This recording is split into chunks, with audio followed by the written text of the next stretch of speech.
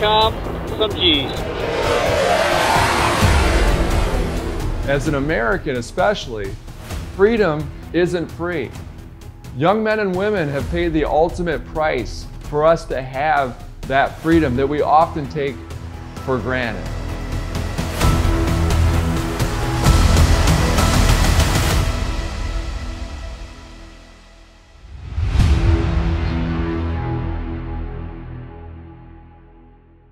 The colonel's on the other line asking me, hey, do you want to go up in an F-16 fighter jet? And my initial reaction was, yeah.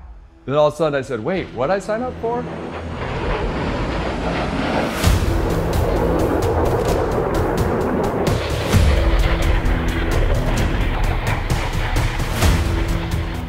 Beyond honored and humbled, my dad served in the Air Force during Vietnam, so I know all the sacrifice these young men and women put into what they do, just to see the behind the scenes of all that preparation and how much detail goes into everything that they do at the Thunderbirds. It's amazing.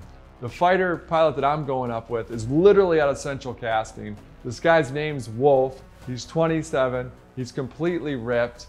Everyone there, all the young men and women, you can tell they're the elite of the elite. And I ask him, I see a number next to Wolf, I see a number on his flight suit. And I ask him, why do you have a number? Why do you have that number 7 there? And he goes, oh, I'm the 7th best.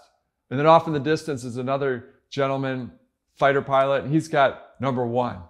So he's the best fighter pilot in the squadron. I go, that's amazing. And then I start laughing almost to myself, just thinking about that in a corporate America like setting. Like imagine walking in your suit, your power suit, and there you've got number 1 and you're number 3. Definitely wouldn't fly. No pun intended, but when you think about it, I think it's a beautiful thing about the armed forces. They still have American exceptionalism. And when did American exceptionalism become a bad word? Think about it. We've got school boards, right? We're giving out ribbons for everything. Everyone's getting a ribbon. I think there's a downside to doing that. When we think about where we've gone with some of these school boards that have gotten rid of AP math. A kid's really good at math. In some of these districts, they can't take AP math because they want it to all be the same. Now that's ridiculous. You think about, we got to get back to that American exceptionalism. It is fine to be exceptional. Heck, when I went to school in Detroit, there's kids in my class who would take a bus to college because they didn't have the math that they required in the schools that they were in. And I was one of those students that was bused over to a college during high school. See, you were, right? Yeah. See, there we are. The American dream right there. It's not just America. When you think about it, you'll hear me say American exceptionalism, and all of a sudden they'll see me a picture with me with President Barack Obama, and they're trying to paint you into a corner saying, oh, he must be red or she must be blue.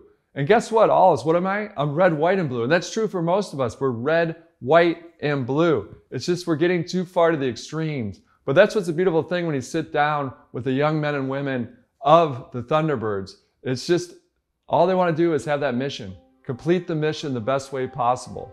And so when you're up in the air, when you're in that combat, you can't be second guessing, is that person number 10,544? No, they're number 1 or number 2 or number 5. They've been trained. You don't have to second guess. They know what to do on that mission. And so we think about a bigger picture fact. That's what we need to get back to.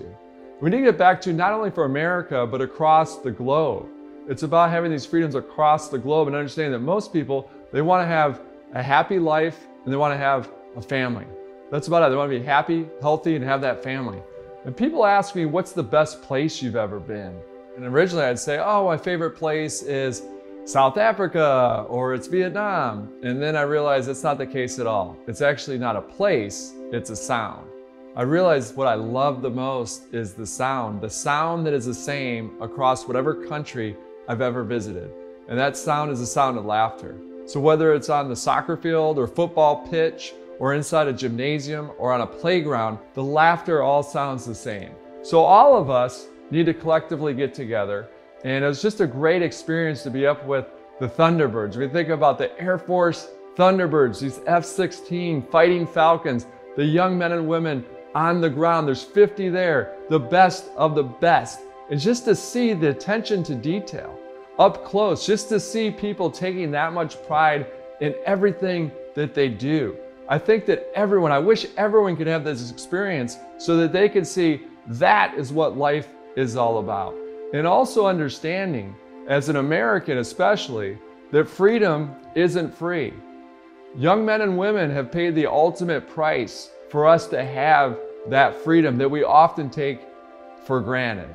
And so again, I can't thank the Thunderbirds enough. I wish everyone have that experience, primarily so they could see, hey, this is what life is all about.